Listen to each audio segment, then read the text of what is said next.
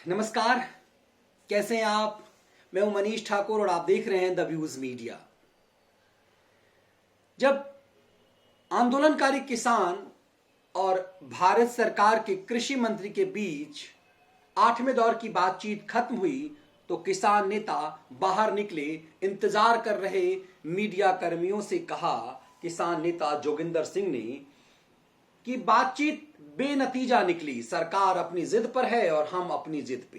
राकेश टिकैत ने कहा क्या फिर से वही हुआ, एक तारीख मिल गई है, बातचीत बेनतीजा निकला, लेकिन सरकार यदि ये सोच रही है कि हम हार जाएंगे तो हम हारने वाले नहीं हैं। हम 2024 तक यहीं बैठेंगे। इंडिकेशन साफ था 2024 के लोकसभा चुनाव में हम यहां से दिल्ली से मोदी की जड़ हिला कर जाएंगे। मोदी ने इन आंदोलनकारी किसानों से बातचीत, उन्हें सेट करने, उन्हें ठिकाने लगाने उनकी जिम्मेदारी दी है अपने नरेंद्र को। जी हां, नरेंद्र सिंह तोमर कृषि मंत्री हैं, बेहद गंभीर। इस आंदोलन से मोदी सरकार में ऐसा लगता है कि एक मंत्री जो अब तक गुमनाम था, गुपचुप था, वो सामने आया है कि धैर्य के प्रतीक इस मंत्री ने, कृषि मंत्री ने नरेंद्र मोदी सरकार के इस 2019 के लोकसभा चुनाव के बाद आए सबसे बड़े संकट के किस तरह से निराकार के रूप में सामने आए हैं। तोमर के चेहरे पर आप देखेंगे तो धैर्य दिखती है, लेकिन 8वें दौर की बातचीत के बाद जब किसानों ने यह कहा तो नरेंद्र सिंह तोमर ने अपनी गंभीरता में क्या कहा। उन्होंने कहा किसान अपनी जिद पर हैं, हमने 15 तारीख को उन्हें फिर बातचीत के लिए बुलाया है। 15 तारीख को क्यों? और फिर कृषि मंत्री ने यह क्यों कहा कि हमने उनसे कहा कि आप सुप्रीम कोर्ट जाइए, वो जाने को तैयार नहीं है। सुप्रीम कोर्ट जाने को क्यों कहा? इन दो चीजों पे बात करें से आप समझ पाएंगे कि नरेंद्र सिंह तोमर ने इनके ऊपर क्या जाल फेंका है। दरअसल ये जो प्रदर्शनकारी किसान हैं वो सेलेक्टेड, ये सरकार की खुफिया तंत्र को ये पूरी तरह से समझ आ चुका हुआ है कि जिन मूल किसानों के लिए ये कृषि बिल बनाया गया है, उन किसानों को इस बिल से बने कानून में अपनी भलाई दिख रही है। लेकिन ये चुनिंदा वो लोग हैं, वो राकेश टिकैत हैं जो अमरोहा से चुनाव लड़े, 2 बार चुनाव लड़े, दोनों बार जमानत जब्त हुई, 7000 वोट मिला।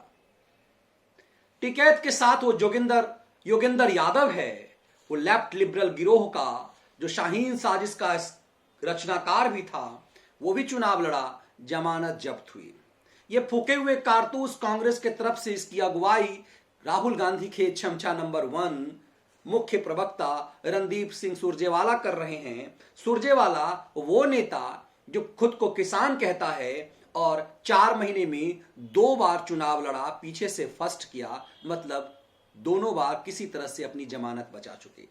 तो सरकार को ये पता है कि किसान के भेष में दरअसल फूके हुए कारतूस हैं, वो लेफ्ट लिबरल गिरोह के कबाल बवाल हैं, वो शाहीन साजिश के सिकंदर हैं, वो ऐसे लोग हैं, वो ऐसे लोग हैं जो इस देश में उत्पात मचाने के लिए की फंडिंग के हिस्सेदार हैं। सरकार को ये उसकी खुफिया टीम यूं ही बैठी नहीं होगी इतने दिनों से। तो सवाल यह है कि 15 तारीख को क्या?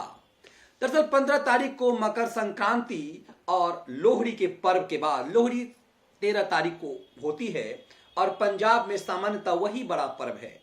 देश के बाकी हिस्सों में मकर संक्रांति किसानों का बड़ा पर्व है। मतलब ये लोहड़ी और ये मकर संक्रांति दरअसल किसानों का सबसे बड़ा पर्व है। इस पर्व में क्या वो इस पर्व के नाम पे बवाल करते हैं? सरकार इसका इंतजार कर रही है। सरकार ये भी देख रही है कि इस 15 तारीख के बाद 26 जनवरी आना है, तो क्या ये 26 जनवरी को बवाल की तैयारी कर रहे हैं? क्या शाहीन साजिश की तरह दिल्ली हिंदू विरोधी दंगे को अंजाम देने का एक बड़ा षड्यंत्र है? सरकार की खुफिया तंत्र दरअसल इसी को देख रही है। और जब इनसे ये कहा गया कि अब आप सुप्रीम कोर्ट जाइए, मतलब सरकार ने संकेत साफ कर दिया कि तुम यदि इस जिद पर हो कि कानून वापस कर लिया जाए तो ये कतई नहीं होगा। सरकार का इंडिकेशन साफ है कि कानून संसद में बनते हैं और कानून संसद में ही खत्म होते हैं, सड़क पर नहीं। और यदि इस तरह की परंपरा बन गई तो देश के किसी भी कोने में कोई सड़क पर प्रदर्शन करके कोई अपनी मांग मनवाने के लिए कह सकता है कि संसद ने जो ये कानून बनाया है उसे रद्द करो, फिर संसद का कोई मायने मतलब नहीं रह जाएगा। सरकार ने इंडिकेशन साफ कर दिया है इन लेफ्ट लिबरल गिरोहों को, इनकी उन गिरोहों को जिनने सालों तक अल्पमत सरकार को एक तरह से लंगड़ी मारकर गिराने की चाल चली या फिर एक स्टैंड देकर चलाने के बदले में सौदा किया। 1989 के बाद जब राजीव गांधी की सरकार गिरी, उसके बाद से 2014 तक लेफ्ट लिबरल गिरोह ने भारत की सरकार को कहीं ना कहीं टेक लगाने में भूमिका निभाई और उसके लिए कीमत वसूला। 1989 के बाद से 2014 में यह पहली बार ऐसा हुआ कि लेफ्ट लिबरल गिरोह का वो टेक खत्म हो गया, उससे उनकी खैरात की बंदी हो गई। अब ये सरकार को साफ समझ में आ रहा है कि ये थके हुए ये कारतूस दरअसल इस किसान आंदोलन को हैंडल कर रहे हैं। और वो कांग्रेस जिनके ये एजेंट हैं, जिनने अन्ना को आंदोलन करते समय जेल भेजा, जिसने बाबा रामदेव को के मैदान में उनके प्रोटेस्ट के दौरान उन्हें भागने को मजबूर किया, उन पे डंडे चलवाए, वो अब किसानों के नाम पर सियारगिरी का खेल खेल रहे हैं। दरअसल ये कहना कि ये आंदोलन बेनतीजा निकला, मुझे लगता है कि इस मुख्य मुद्दे से आंख मूंद लेना है।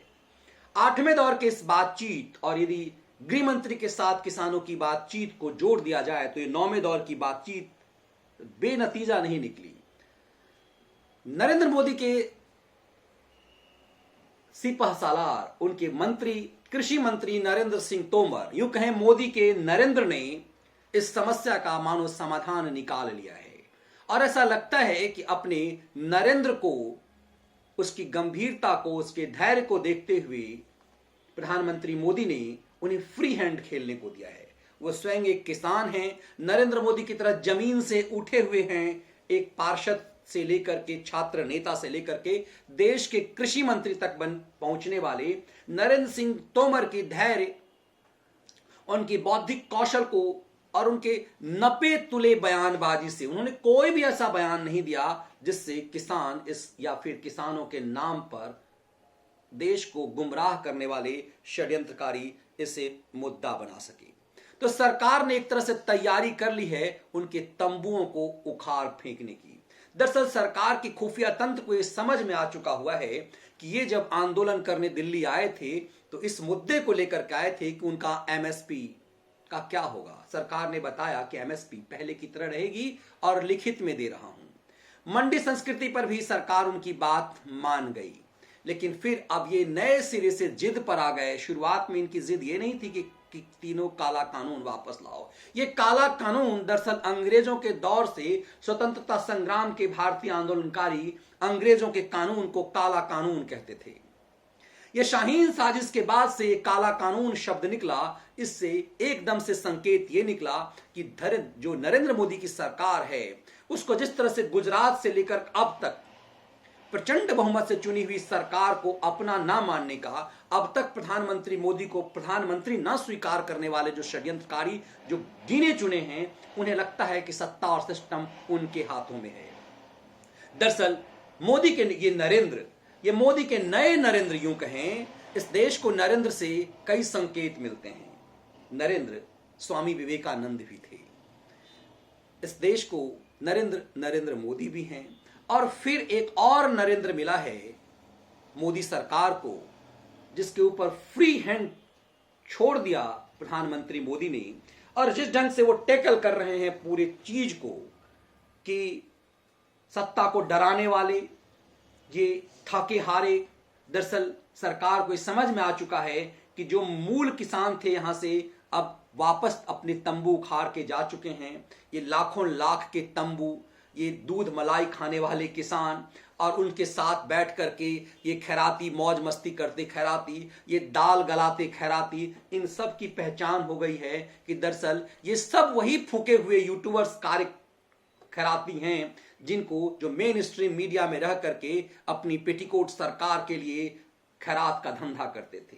अब वो किसानों के सामने जाकर उन्हें प्रवोक करते हैं, अपने आका के काम कर रहे हैं। सरकार को ये तमाम चीज उनकी खुफिया तंत्र को दिख रही है। यकीन मानिए कि उस आंदोलन में घुसे हुए किसान की भूमिका में तय सी बात है कि भारत सरकार की खुफिया अधिकारी भी होंगे, खुफिया कर्मचारी, आईबी और रॉ के लोग भी होंगे, क्योंकि ये पाया गया है रॉ के, इसलिए कि पाया गया है कि किसान आंदोलन की आड़ में खालिस्तान आंदोलन चलाया जा रहा है। सरकार यूं ही चुप नहीं रहेगी, क्योंकि इस सरकार को इस देश की प्रचंड बहुमत की सरकार होने का गौरव मिला है। ये गौरव 1984 में राजीव गांधी को मिला था। तब जब गौरव ये मिला था तो इंदिरा की शहादत के लिए था, उनकी वीर गति के प्राप्त होने के लिए था। और आतंकवादियों के द्वारा मारे जाने, भारत के प्रधानमंत्री को जब आतंकवादियों ने उसके सरकारी निवास में मारा तो एक आक्रोश था भारत की जनता का, और वो आक्रोश राजीव गांधी की योग्यता के कारण ये नहीं मिला था। नरेंद्र मोदी की तरह एक प्रचंड बहुमत किसी एक व्यक्ति के लिए नहीं मिला था। अपने प्रधानमंत्री की हत्या से आक्रोशित जनता ने प्रचंड बहुमत दिया था। दोनों में फर्क है। इसीलिए इस चुनी हुई सरकार के खिलाफ ये लेफ्ट लिबरल गिरोह के षड्यंत्र को दरअसल कृषि मंत्री ने बेहतर तरीके से समझ लिया है। इसीलिए ये समझ में आ चुका है उन्हें कि अब यह आंदोलन डिरेल हो चुका है, तो इसमें अब लेफ्ट लिबरल केरल से लेकर के, महाराष्ट्र से लेकर के, हरियाणा और पंजाब से लेकर देश के अलग अलग हिस्सों के फूके हुए कारतूस जिन्हें जनता ने रिजेक्ट कर दिया है, योगेंद्र यादव जैसे, टिकैत जैसे वो नेता जो अपनी जमानत तक नहीं बचा पाए, उन सबको देख करके अब देश के सामने इनके चरित्र को सरकार रखेगी कि सब फूके हुए कारतूस हैं। ये दरअसल किसान नहीं, ये नेता हैं, ये गैंग वाले हैं। और जब किसान कहते हैं संगठन, तो ये साफ होता है कि किसानों का संगठन नहीं होता, संगठन राजनीतिक दलों का होता है, कार्यकर्ताओं का होता है। तो ये समझ में आता है कि दरअसल किसानों के रूप में ये कार्यकर्ता हैं और सरकार ने इसे बेहतर समझ लिया है। जब ये कहते हैं कि हम 2024 तक रहेंगे, तो संकेत साफ है कि सरकार उखाड़ने आए हैं। तो सरकार इन्हें अब कैसे इनके तंबुओं को उखाड़ेगी, ये तैयारी हो चुकी है। 15 जनवरी इसीलिए कि लोहड़ी और मकर संक्रांति खत्म हो जाएगा और उसके बाद इनके तंबू उखाड़े जाएंगे। ये जब षड्यंत्र रचेंगे कि हम ट्रैक्टर लेकर के 26 जनवरी में गणतंत्र दिवस के परेड में को डिरेल करेंगे, तो जब देश के सामने ये नंगे हो जाएंगे। ये संकेत साफ हो जाएगा कि जब टिकैत कहता है कि हम 2024 तक रहेंगे, इतने हमारे पास खाने पीने के सामान हैं, हम किसान हैं, हेलीकॉप्टर से आएंगे, तब देश के आम किसान को समझ में आएगा। फिर जब इतनी पूंजीपति ये हैं तो इन्हें सब्सिडी क्यों? फिर ये सब्सिडी की परंपरा खत्म होगी, क्योंकि सब्सिडी सही मायने में गरीब किसानों को नहीं मिलता, इन आड़तियों को मिलता है, इन दलालों को मिलता है। सरकार दरअसल वही खत्म करना चाहती है। यकीन मानिए मोदी के इस नए नरेंद्र को सब कुछ अपने धैर्य से, अपने संयम से उन्होंने समझ लिया है। अब ये चीजें, अब ये आंदोलन पूरी तरह से डिरेल हो चुका है। 15 तारीख का इंतजार कीजिए, उससे पहले सुप्रीम कोर्ट के फैसले का इंतजार कीजिए, जिसमें साफ होगा कि कैसे किसानों के नाम पर ये सियारों की फौज है, जिसके लिए सुप्रीम कोर्ट ने कहा कि अब मुझे चिंता हो रही है कि ये कहीं तबलीगी जमातियों की तरह इनका हर्ष ना हो जाए। इंतजार कीजिए इनका हर्ष क्या हो रहा है। बहुत बहुत धन्यवाद।